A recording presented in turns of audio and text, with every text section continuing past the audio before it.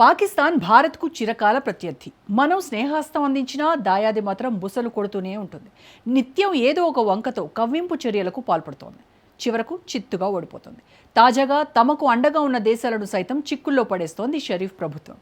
పాకిస్తాన్ వైమానిక దళం ఉపయోగిస్తున్న JF-17 ఫైటర్ జెట్ల కోసం రగడ నడుస్తోంది.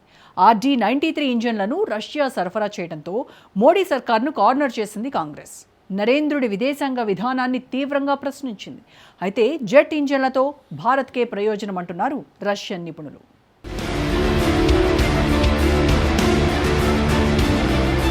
పాకిస్తాన్కు ఫైటర్ జెట్ ఇంజన్లు.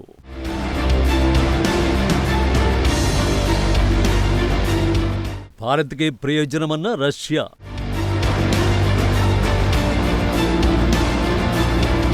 పాకిస్తాన్ రష్యా మధ్య రక్షణ ఒప్పందంపై భారత్లో రాజకీయ రగడ కొనసాగుతోంది.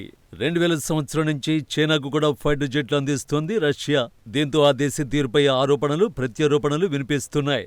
JF-17 యుద్ధ విమానాల ఇంజన్లకు సంబంధించి పాకిస్తాన్ రష్యా మధ్య ఒప్పందం కుదరడంతో ప్రతిపక్షాలు మోడీ ప్రభుత్వంపై విమర్శలు గుప్పిస్తున్నాయి. JF-17లో అనుసంధానం కోసం RD-93 ఇంజన్లను రష్యా విక్రయించినట్లు వచ్చిన వార్తలు వాస్తవానికి భారత్కు ప్రయోజనం చేకూరుస్తాయని మాస్కో రక్షణ రంగ నిపుణులు అభిప్రాయపడ్డారు. విమర్శలు సమర్థనీయం కాదు. ఒకవేళ JF-17 ఇంజన్ల విక్రయానికి పాకిస్తాన్తో రష్యా ఒప్పందం చేసుకుంటే భారత్కు 2 విధాలుగా ప్రయోజనం ఉంటుందని మాస్కోలోని ప్రతిష్టాత్మక ప్రిమకోవ్ ఇన్స్టిట్యూట్ సౌత్ ఆగ్నేయాసియాలో కొత్త సవాళ్ల అధ్యయన విభాగాధిపతిగా ఉన్న ప్యోటర్ తెలిపారు. భారత్ రష్యాల మధ్య రక్షణ సహకారం దశాబ్దాలుగా కొనసాగుతోంది. చైనా పాకిస్తాన్లో రష్యా ఇంజన్ల సామర్థ్యాన్ని అధిగమించలేవు. ఆ కొత్త విమానం భారతదేశానికి సుపరిచితం, ఊహించదగిందిగా ఉంటుంది. ప్రత్యేకించి అవి ఒకే ఇంజన్ను కలిగి ఉంటాయి.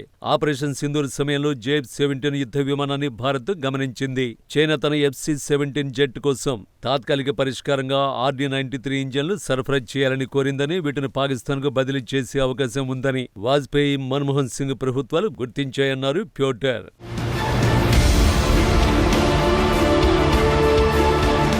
క్లెమో ప్లాంట్తో తయారైన RD-93 ఇంజన్ దాని మూలం RD-33తో పోలిస్తే ఎక్కువ థ్రస్ట్ కలిగి ఉన్నప్పటికీ సేవనందించే సమయం తగ్గింది. RD-93 ఇంజన్ది 2200 గంటలు కాగా RD-33 ఇంజన్ది 4000 గంటలుగా ఉంది. రష్యా, చైనా, పాకిస్తాన్ త్రైపాక్షిక ఒప్పందం ప్రకారం 2007 నుంచి RD-93 అసెంబుల్డ్ ఇంజన్లను మాస్కో సరఫరా చేస్తోంది. ఫైటర్ జెట్ ఇంజన్ల విషయంలో రష్యా, పాకిస్తాన్ మధ్య కుదిరిన ఒప్పందం వేళ నరేంద్ర మోడీ ప్రభుత్వాన్ని విమర్శిస్తూ Congress party general secretary Jayaram Ramesh సంచలన ట్వీట్ చేశారు. భారత్కు మిత్ర దేశాలుగా ఉన్న అమెరికా, రష్యాలతో దౌత్యం చేయడంలో ప్రధానమంత్రి నరేంద్ర మోడీ పూర్తిగా విఫలమయ్యారని మండిపడ్డారు. అదే సమయంలో పాకిస్తాన్ అటు అమెరికా, ఇటు రష్యాలతో సత్సంబంధాలు ఏర్పరచుకుంటోందని గుర్తు చేశారు. ఈ క్రమంలోనే ఉగ్రవాదాన్ని పెంచి పోషిస్తూ భారత్పైకి ఉసిగొల్పుతున్న పాకిస్తాన్ అంతర్జాతీయంగా ఒంటరి చేసి బుద్ధి చెప్పాలని భారత్ చేస్తున్న ప్రయత్నాలు వృధా అయ్యాయన్నారు జయరాం రమేష్.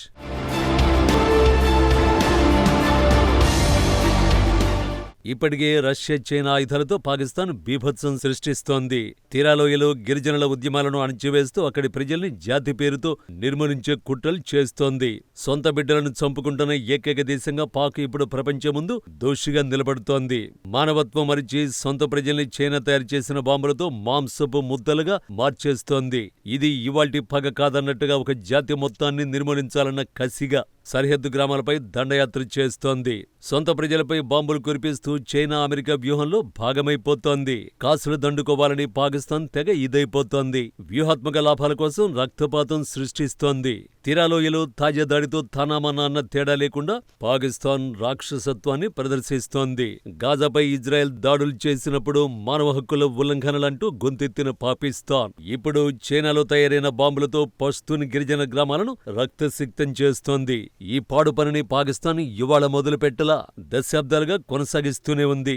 ఇలా చేసే మనుషులనైతే నరరూప రాక్షసులంటాం, కానీ దేశాన్ని ఏమనాలి? సొంత ప్రజల్ని చంపుకు తింటున్న ప్రపంచంలోని వర్స్ట్ కంట్రీ పాకిస్తాన్. తాలిబాన్ పెంచి పోషించి ఆఫ్ఘనిస్తాన్లో ఉగ్రవాదాన్ని విస్తరించిన పాకిస్తాన్ ఇప్పుడు అదే తాలిబాన్ దాడులతో బిత్తరపోతోంది.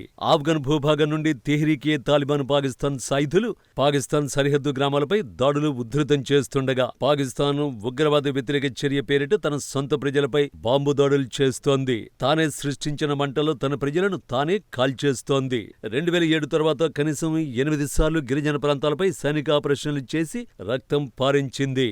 ప్రతిసారి తెగల నిర్మూలన పేరుతో విమానాలు, ఫిరంగులు, డ్రోన్లు ఉపయోగించి అమాయకులను బలి తీసుకోవడం పాక్ ఆర్మీకి అలవాటుగా మారింది.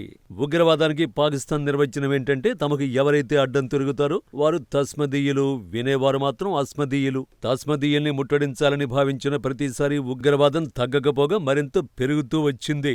పస్తూన్ ప్రజలపై పాక్ సైన్యం ఖారిజైట్స్ అనే మతద్రోహపు ముద్ర వేసి యుద్ధాన్ని కొనసాగిస్తోంది.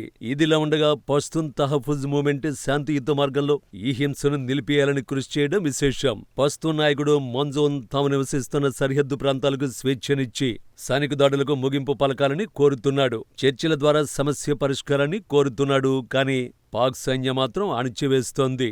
అరెస్టులతో నిరసనకారుల్ని అదుపులోకి తీసుకుంటోంది.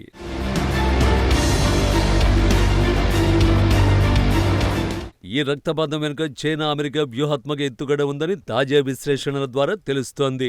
చైనా బాంబులు, పాకిస్తాన్ విమానాలు, అమెరికా ఒత్తిడితో బలవుతోంది మాత్రం పస్తూన్ ప్రజలే.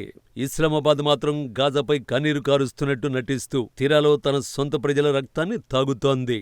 బయటకు ముస్లిం ప్రపంచానికి తాము పాలస్తీనా పట్ల సహృదయంతో ఉన్నామన్న కలరింగించుకోవడం కోసం నానా తంటాలు పడుతోంది. ఇప్పుడు మనం చూస్తున్నట్టుగా సౌదీతో డీల్, ఇరాన్తో ఒప్పందాలు చేసుకుంటున్న పాకిస్తాన్ రేపో రోజు ఇజ్రాయెల్తోనూ డీల్ కుదుర్చుకోదన్న గ్యారంటీ ఎంతమాత్రం లేదు. తాజాగా తీరాలోయలో జరిగిన ఘటన ఓ విషయాన్ని స్పష్టం చేస్తోంది. పాకిస్తాన్ తన భూభాగంలో శాంతి కంటే వ్యూహాత్మకంగా తనదే పైచేయి కావడం కోసం ప్రాధాన్యమిస్తోంది. తాలిబాన్ పెంచిన దేశం ఇప్పుడు తాలిబాన్ దాడులతో భయంతో పస్తూన్ ప్రజలపై గగనతల దాడులు చేయిస్తోంది. ఇది కేవలం ఉగ్రవాద వ్యతిరేక పోరాటం కాదు, ఒక జాతిపై జరుగుతున్న అంతర్గత యుద్ధమని చెప్పాలి. చైనాతో కుదిరిన ఒప్పందం, పాకిస్తాన్లో పస్తూన్లపై జరుగుతున్న దాడులు, సొంత ప్రజల రక్తంతో రాజకీయాలనాడే పాకిస్తాన్ మరోసారి అంతర్జాతీయ వేదికపై తన క్రూరత్వాన్ని బయటపెట్టుకుంటోంది.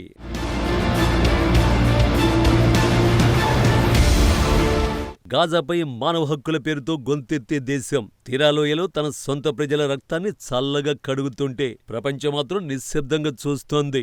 2007 నుంచి 2011 వరకు హక్కనీ నెట్వర్క్ షియా తురీ తెగను 4 ఏళ్ల పాటు ముట్టడిలో ఉంచినప్పుడు ఇస్లామాబాద్ ఉద్దేశపూర్వక మౌనం వహించింది. ఐఎస్ఐ పెంపుడు హక్కానీలు, తర్వాతి తాలిబాన్ విభజనలు అన్నీ కూడా ఈ సైనిక వ్యూహాలకు మాత్రమే ఉపయోగపడ్డాయి. ఆ కాలంలో సృష్టించిన విభజనలే నేడు ప్రాంతాన్ని అంతులేని యుద్ధం వైపు నెడుతున్నాయి. గత పాఠాలను ఎవరూ మర్చిపోకపోయినా పాకిస్తాన్ మాత్రం అదే వ్యూహాన్ని తిరిగి అమలు చేస్తోంది. స్థానిక తెగలను ఒకరిపై మరొకరిని కత్తి పట్టించి తాను మధ్యవర్తిగా నిలిచి లాభం పొందడం సైన్యానికి పాత అలవాటుగా మారింది. ఉగ్రవాదం నిర్మూలన పేరుతో గగనతల దాడులు చేస్తూ పస్తూన్ సమాజాన్ని మతద్రోహులుగా ముద్ర వేస్తోంది. రక్తపాతం ఆటకు ఇప్పుడు చైనా, అమెరికా కొత్త దోస్తులే. ఈ ప్రాంతం ఇప్పుడు అంతర్జాతీయ శక్తుల కొత్త యుద్ధానికి వేదిక. ఆఫ్ఘనిస్తాన్ సరిహద్దు ప్రాంతంపై అమెరికా, చైనా, రష్యా, తాలిబాన్ దృష్టి పెట్టే. అమెరికా బాగ్రామ్ ఎయిర్ఫీల్డ్ను తిరిగి తన నియంత్రణలోకి తెచ్చుకోవాలని తపిస్తుంటే చైనా పాకిస్తాన్ ఆర్థిక కారిడార్ను విస్తరించేందుకు ఆఫ్ఘనిస్తాన్లో అడుగుపెడుతోంది.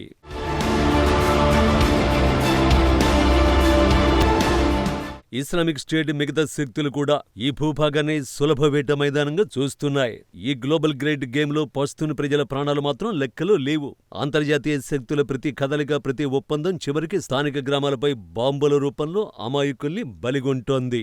ఈ పరిణామాలు భారతదేశానికి కూడా గట్టి హెచ్చరికలే పంపిస్తున్నాయి. కశ్మీర్ సరిహద్దు దాటి తాలిబాన్ ప్రభావం విస్తరించే ప్రమాదం ఉంది. చైనా, పాకిస్తాన్, తాలిబాన్ మధ్య పెరుగుతున్న వ్యూహాత్మక కూటమి దక్షిణాసియా భద్రతకు కొత్త సవాలు విసురుతోంది. ఇస్లామాబాద్ ప్రపంచ వేదికలపై శాంతి అనే పదంతో ఆటలాడుతున్నప్పటికీ తన ఇంటి గుమ్మం వద్ద మంటలు రగులుతున్నాయి.